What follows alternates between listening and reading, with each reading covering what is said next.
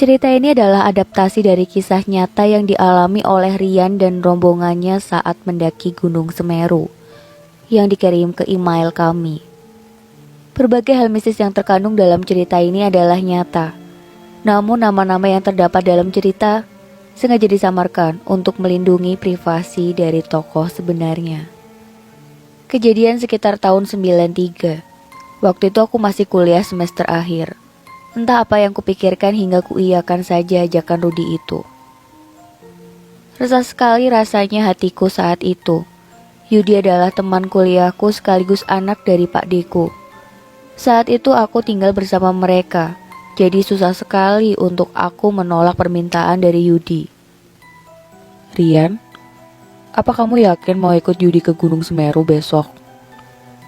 Tanya Pak Deko yang membuyarkan lamunanku saat itu.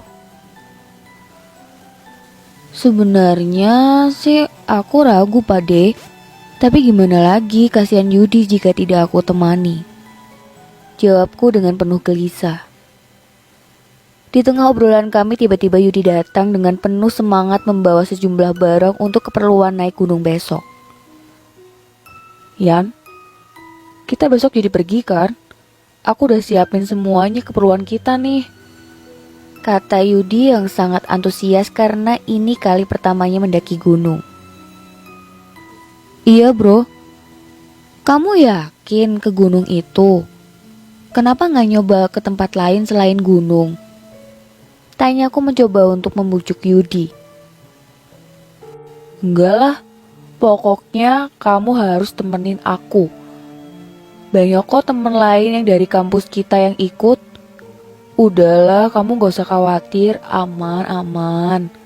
Kata Yudi itu yang membuatku terdiam, karena gak ada lagi yang bisa merubah keputusannya. Keesokan harinya, aku dan Yudi pun bersiap untuk berangkat. Kita menuju ke rumah Joko untuk berkumpul dan berangkat bersama dengan teman lainnya. Setelah sampai, kami menunggu Sarah dan Riza yang belum juga datang. Tak lama kemudian mereka datang. Sorry ya, kita telat Iki. Kata Riza yang baru datang bersama Sarah.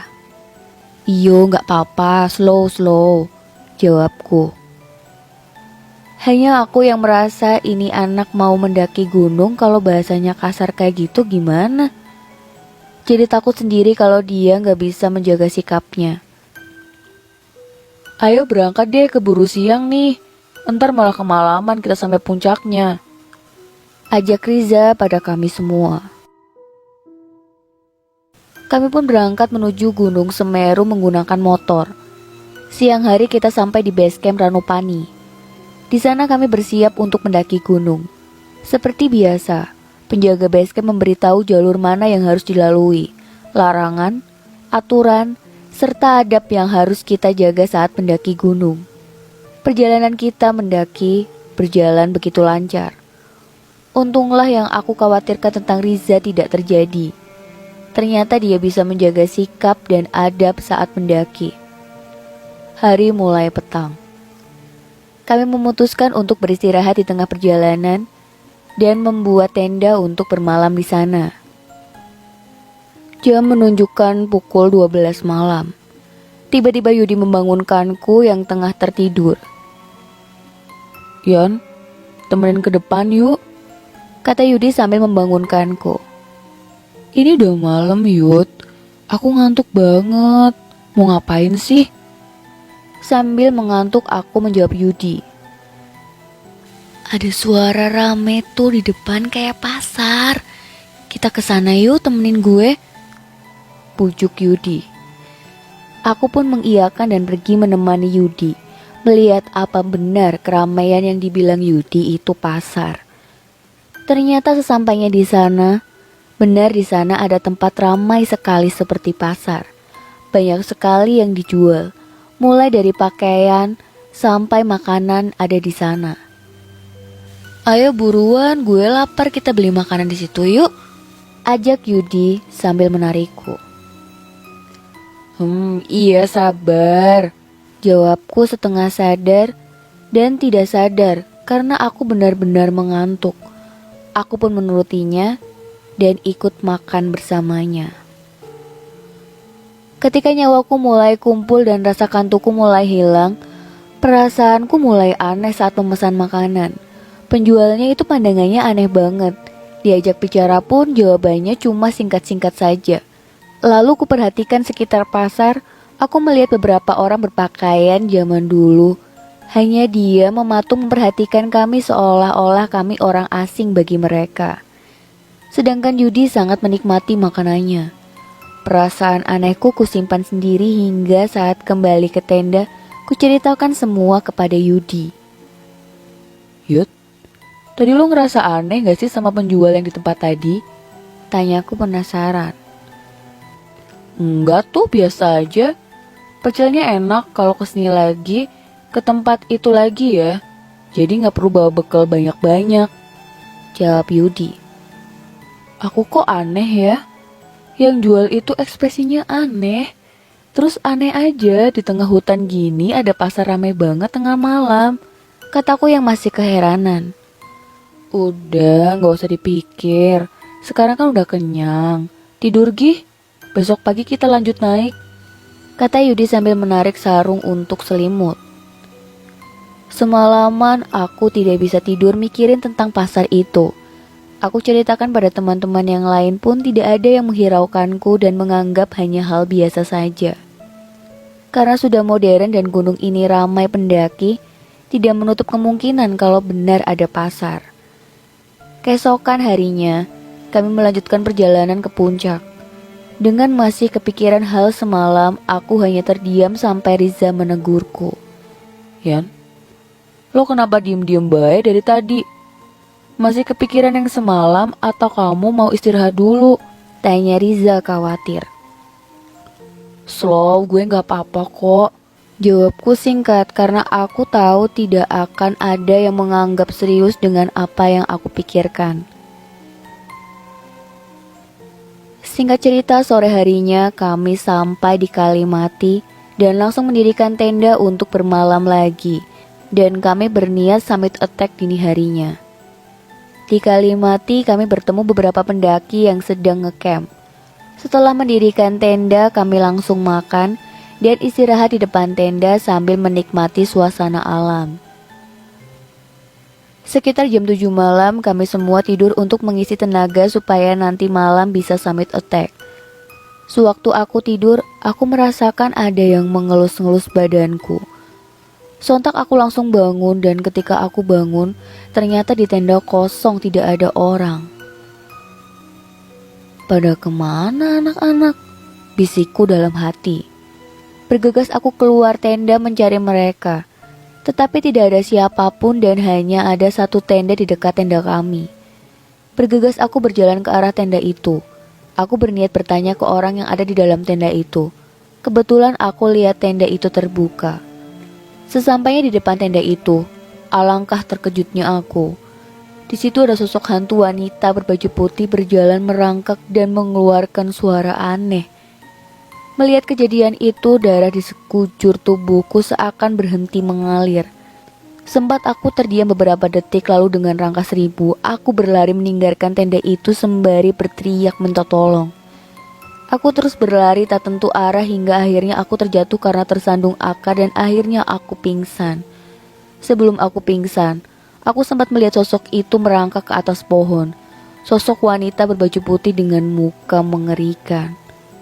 Ketika aku bangun, ternyata aku sudah di tendaku dan dikelilingi teman-temanku yang sedang membaca doa. Bangun Yan, sadar Yan. Lo kenapa Yan? Ucap Joko panik. Ternyata tadi aku mimpi buruk. Tubuhku terasa sangat panas. Bajuku basah dengan keringat. Ketika aku sudah sepenuhnya sadar, mereka bercerita. Katanya sewaktu tidur aku tiba-tiba berteriak minta tolong. Sontak semua temanku panik, mereka mengira aku kesurupan. Pukul 12 malam, kami langsung bergegas summit. Perjalanan malam itu terasa sangat dingin. Beberapa kali kami mendengar suara auman seperti serigala. Dan yang paling mengejutkan kami adalah ketika kami sedang istirahat sebentar untuk minum di pinggir jalur, Tiba-tiba ada suara lengkingan tertawa seorang wanita dari kejauhan. Mendengar tawa khas itu, kami saling menatap dan mencari sumber tertawa tersebut.